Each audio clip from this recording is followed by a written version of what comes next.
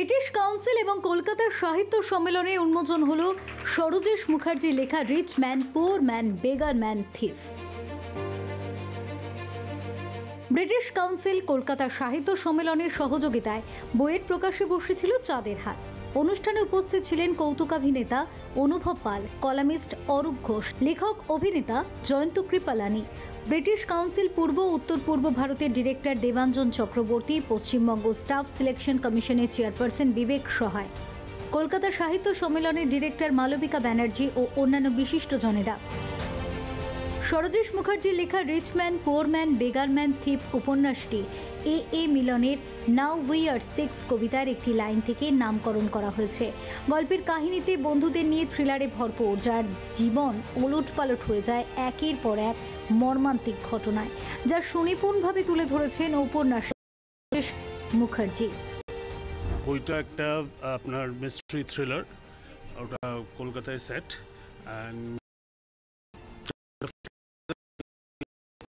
যে এটায় কোনো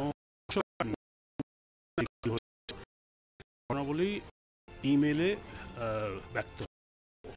বইটা পুরোটাই অলমোস্ট 85% হচ্ছে আপনার ইমেলে, মানে ঘটনার বিন্যাস, তারপরে ক্রাইমগুলো, তারপরে ডিটেকশন, সবটাই আপনার ইমেলে। এটা অ্যাকচুয়ালি আমি একটা বই পড়েছিলাম, সেটা হচ্ছে জ্যানিস বলে একজন ব্রিটিশ রাইটার,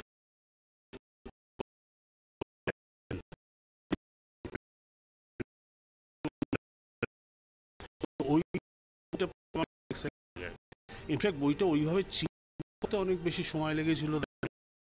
খুব এক্সাইটিং বই, লেখা এই বইটা rich man poor man beggar man thief.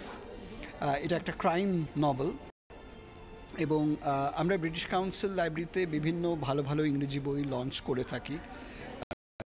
British অথরদের তো বটেই, যারা ভারতীয় যারা লেখক যারা ইংরেজিতে লেখেন তাদের লেখাও আমরা খুব ফ্রিকুয়েন্টলি আমরা লঞ্চ করে থাকি।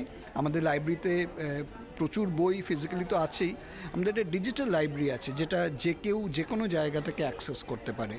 এই ডিজিটাল লাইব্রেরির মেম্বারশিপের থ্রু দিয়ে যে কোনো যারা পড়াশোনা ভালোবাসে, বই ভালোবাসে, শিল্প সাহিত্য সিনেমা ভালোবাসে, কারণ ডিজিটাল লাইব্রেরিতে শুধু বই নেই, অনেক রকম রিসোর্স আছে, ফিল্মস আছে, জার্নালস আছে, যারা গবেষণা করেন তাদের জন্যও অনেক রকম রিসোর্সেস আছে।